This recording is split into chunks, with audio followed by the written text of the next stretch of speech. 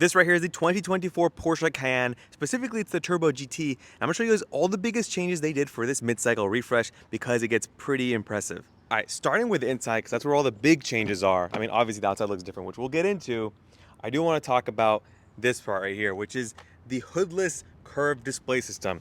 To really get you guys an idea of what it's like, I'm gonna hop inside and power it on here. I mean, sounds amazing, obviously, but all right. This is the curved display system. There is no hood. Traditionally, you'll see a hood to kind of prevent glare and stuff like that. This one does not have it at all. I think this is the best perspective to really take it in. But from my driving, I mean, I've drive a lot during the day, all times of days, and there was no issues with glare on the screen. It was very impressive, and it also looks really cool. When you really start to appreciate that, you're really not seeing the hood much because at least where my steering wheel is positioned, it's not really like you're not missing out on much. But someone from the side can be able to really easily see. I mean, unless you don't want them to see like how fast you're going and stuff. That's besides the point. But very clean, very crisp display system, and it's very functional. Let me show you guys how it works here. So I press this button to toggle between, you'll see it get highlighted left, middle, right. You see the little bar moving, and I can change what information I have on each of those. This one you can change views, so we'll go into this one, which has kind of a more traditional map in the middle. This one, which shows a full map. I like this one a lot. And then this one, which is a very clean, simplistic view. And we can go back to our traditional, more like Porsche style. Here, let me go back. You have to go in the direction you kind of came in. The more traditional Porsche gauge pod. It's not 5 this time, it's only 3. And then on the right, you have, more information for your vehicle and stuff like that. But I like the fact that there are a lot more gauge cluster options. They're very clean, very Porsche-esque as far as styling, but I feel like the Cayenne does deserve 5 clusters, but I guess they don't need it because it's modular. So it is what it is. You do have a push button start on the left, no key, no ignition, nothing you're turning anymore, which you kind of lose that Porsche heritage, I think, in that aspect of it. But like these vents are vertical, they are plastic, but they still feel very premium. And you get nice carbon fiber trim down here because it's the Cayenne Turbo GT with that option. Your gear selector is now this, so P for park, go down for D, up for reverse, cameras pop up, 1 notch into neutral, back to drive. Just like your Porsche 911, just like your Porsche Taycan, to be honest, that's kind of the positioning of it. And then P for park. Center screen's a lot larger now. You do have the option for a passenger screen. This one doesn't have that. I don't think you need that. It's right next to it, and it gives you effectively the same information.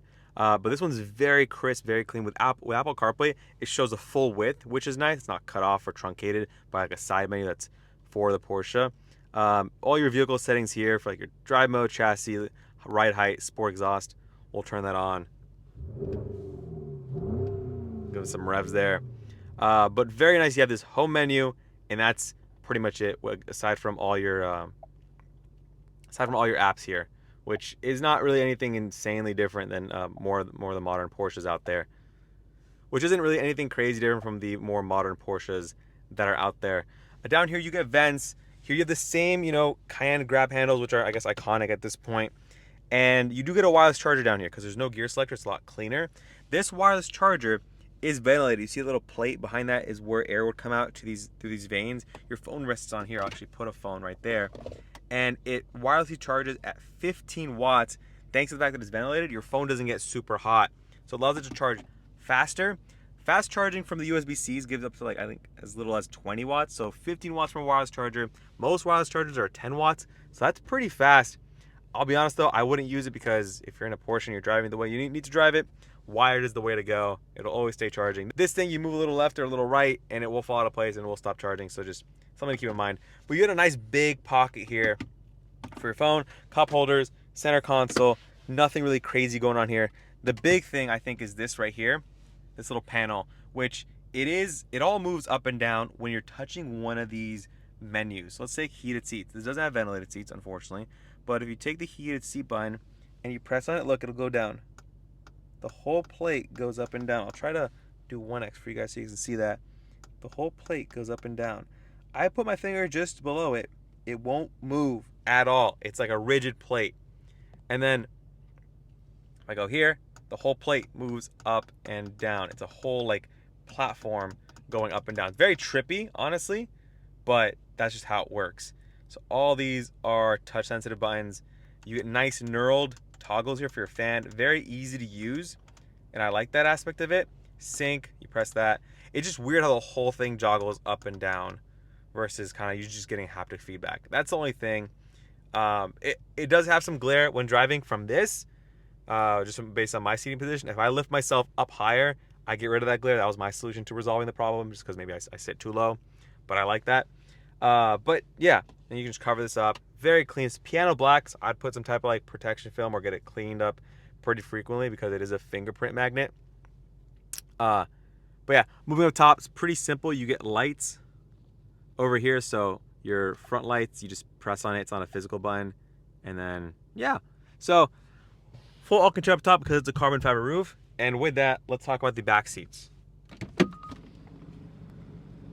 I should show you as a door panel because it is slightly different. You get buttons for raising and lowering, dedicated buttons, one to raise the tailgate, one to lower the tailgate, window switches, mirror controls, 3 memory seats, and a nice, it's plastic, but man, Porsche does plastic just better than everyone else. It just feels way more premium on this car. A nice big bottle holder. This fits larger sized water bottles from when I tested it, and that was nice. Going on to the seats real quick, you get Turbo GT on. These are just the sport bucket seats with the perforated Alcantara inserts. These aren't the ones you see on traditional Cayennes, so just keep that in mind. Opening up the back here, guys, these seats do recline. They also fold flat. They're 2 individual bucket seats. You get a nice snack tray down there, basic cup holders, and then your respective controls down here, USB ports, and yeah, that's pretty much it as far as the back row seats. Pretty simple. This is the coupe, so you kind of lose a little bit of headroom, but this one has a huge cavity right there, so it's not terrible. Well, let's talk styling on the outside because for the 2024 model year, I think it looks really good, very modern. It's like new Porsche coming to life here. And let's start with these headlights. They're a lot sleeker. They got the kind of blacked out in housing for the headlights. 4 little beam units right there, 4 headlight units right there. Nice faux carbon fiber treatment down there. It's not real, it's kind of like a texture pattern. Gives it nice depth. And then Porsche on the side. For the vents though, this is a lot larger because it's the Cayenne Turbo GT. But look at this, kind of inspired from the GT3 RS with those louvers that direct air into your side curtain to allow for wind to go on the outside of the wheel. That's really cool. It is a really big vent though, and you get daytime running lights, or turn signals, sorry, right here. They work as daytime running lights as well as turn signals. So just make sure I say that properly. Nice little fins out here. It looks very angular, very aggressive. The center vent portion is got a gloss black portion in front of it, but you active shutters right behind that. And then the really cool part is this front chin spoiler. It's a full-on splitter. And look at this. Look how big it is. You can actually fit your hand through it. You get these little spokes right there, but this is just such a big aero element. And you can tell it's fully intentional because the previous gen Cayenne did not have that. I really hope the camera's picking it up.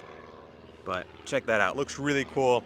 Very nice detail. It's painted in that Arctic gray. The hood has some slight revisions to the lines to kind of go around these new housings and stuff like that. Nothing crazy there though. The same gold wheels are available. They look amazing, especially with the yellow carbon ceramic brakes. Pirelli P0 tires measuring 285/40 R22 because those are your wheel sizes. Carbon fiber on the mirror caps. Carbon fiber on the roof. That's awesome. Blacked out door trim. That's nice.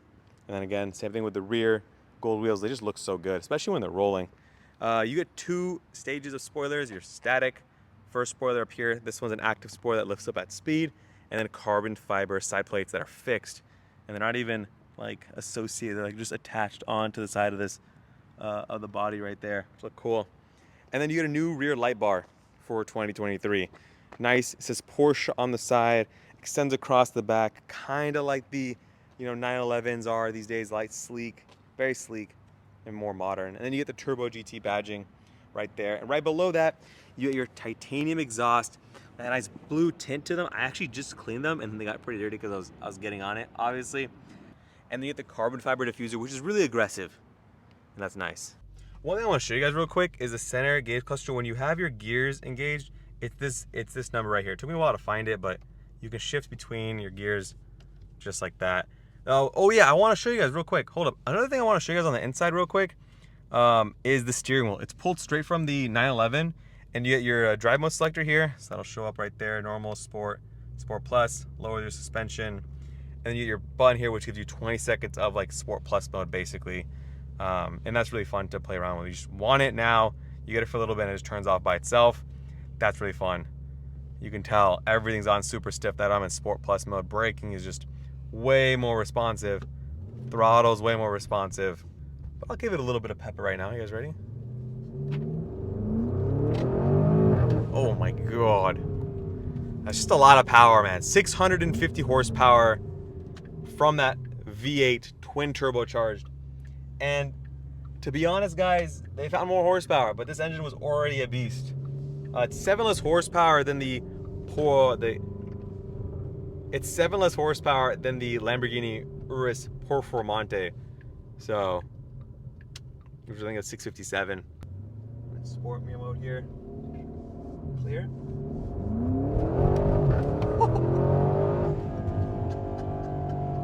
The back end kind of kicks out a little bit there.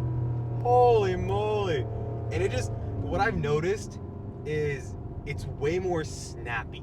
Like it just, the steering input, that on-center feel is insane. I'm not like a journalist that tells you the driving feel is just, you know, I don't do that stuff. I don't like, but like to me, compared to, I drove the last Turbo GT, and this one just feels way more like agile, like ready to point and shoot for a turn. And I mean, from like watching other car reviews that have driven this and have done some more research, they said that the rear wheel steering will respond relative to how fast your steering input is. So if I put fast steering input in the front, in the wheel, obviously in the steering wheel, the rear wheels will respond at an equivalent or respective rate. So if I move the steering wheel slowly, it slowly moves the rear wheels. So it's dynamic based on steering input, which is really cool. And that might be attributed to the fact that I feel like it's turning very responsive, that rear wheel's also responding quickly in association with it. If that makes sense. I hope that makes sense. That's at least the feeling that I've got. This thing's just a freaking animal. And it is stiff. It is very stiff. Those burbles though. Oh, this thing it's just a good SUV. That's gonna wrap it up here. Thank you guys for watching. If you guys enjoyed the video, smash the like button, subscribe for more. I'll see you guys in the next one. Peace.